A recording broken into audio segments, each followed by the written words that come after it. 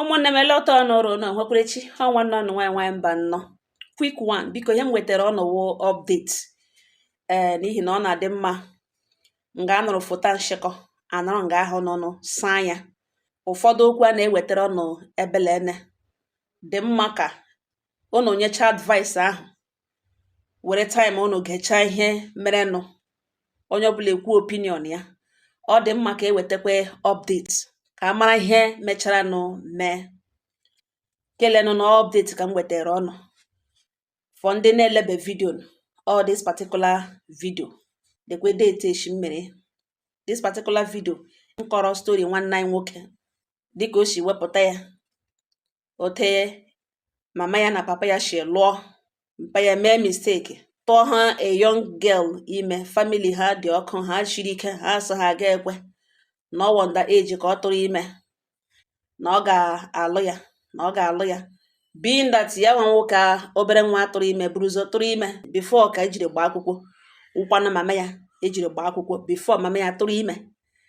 Mpa ya buluzo ga-agba egwu agwantela ọgba ọkwa onye tirile wedding date with mama ya ga-agba egwu ahụ ọ gbara wit obere nwa ime ahụ ọ tụrụ. Ha nwe gara ya na ya lụọ this girl lụbata mezie wozie nwunye nna ya ka abụọ mụzie nwa ha na mụọ nwa nwaanyị. Mmanya ebido mụnwa ha amụkọrịta nwa nwaanyị ebe ọ dị ọtụtụ. Mmanya kwa ụmụ nwaanyị ya nwa kwụkwa ụmụ nwaanyị. Then before mama ya bịa mụzie ya nwa nwoke dị ọkpara. Mmanya bụ ke ntakịrị ahụ zo mụọ nwa nwoke before ke ntakịrị abịa mụzie ke nwoke ke ya wuru osogo dị ọkpara. This woman na-abịa eme attempt iwepụ ndụ ya.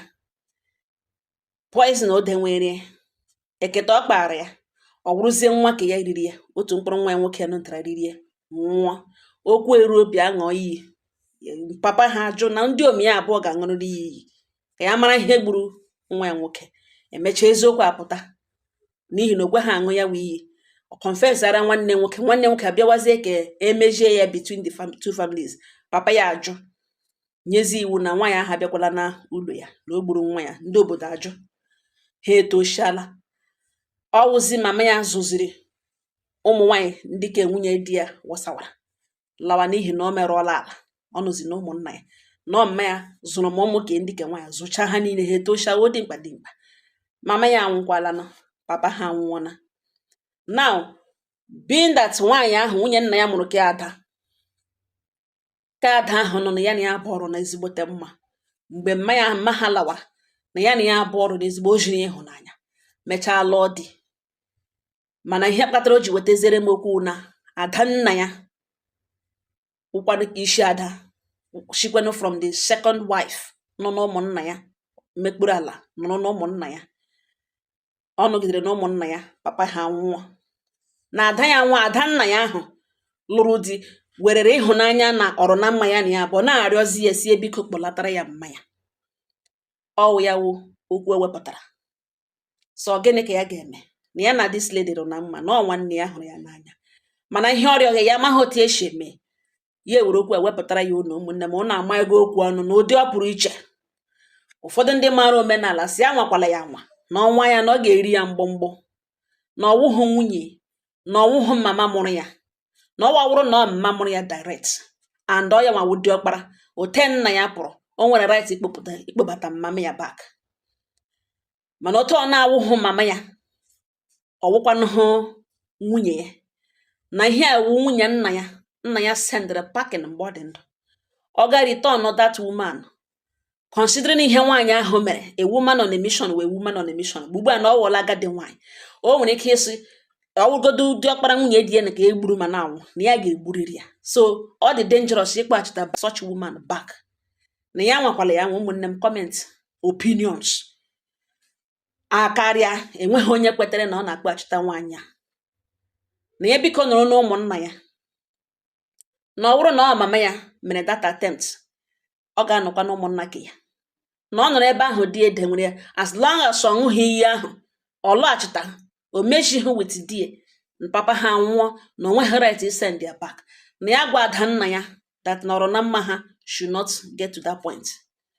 Na enwekwala ihe ga-eme ka ọ kpachita nwunye nna ya welara mgbe ọ dị ndụ na ọ kpọchita such woman na nna ya nwere ike inye ya nsogbu. na onye o mejọrọ wụ nna ya, na ọkwanụ nna ya lụrụ, na ọkwanụ nna ya take the decision, na ụmụnna ya nọkwanụ ihe niile mere between two villages, na ejikwala ike aka ya na because ya na nwanne ya nwaanyị na mma ya ga-akpụrụ nwaanyị ahụ kpụbata na that compound, na ọ dịghị mma ya kpachapụ anya before ihe ọ na-atụwa ha anya ya eme ya. Ụmụnne m, kọment onye ekwu ọ gụchaa na kọment ọnụ, ọ sị ihe ya gụrụ juru ya afọ, nyekwenụ ya moral, nyekwenụ ya idea on what to do.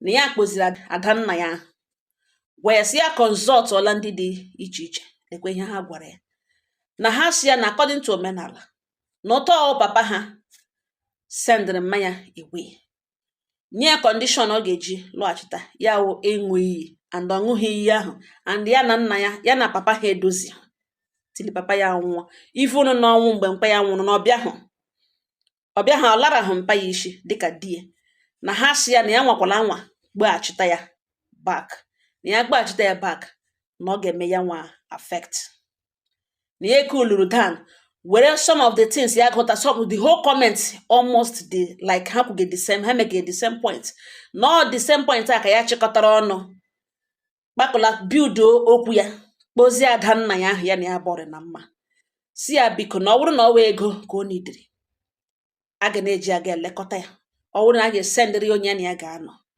na ya ga na contribute, a ga na-eji elekọta ya na ụlọ na it doesn't really matter ebe onye nọ, ọ wụ ileta onye ahụ anya ọfụma.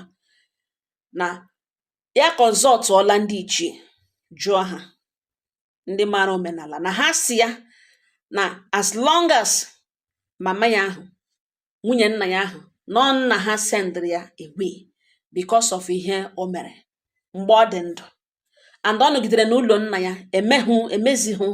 emehụ peace tili ya nwụọ, and dịka papa ha nwụkwara na mma ya abịahụ, ọ laraghị ya isi, ọ gbaghị ya mkpe, na ọ bụrụ na ya nwa kpaghachita nwunye nna ya back, na papa ya ga-ewesịrị ya iwe, na ọ chọrọ ịlụ zukwu ya onwe.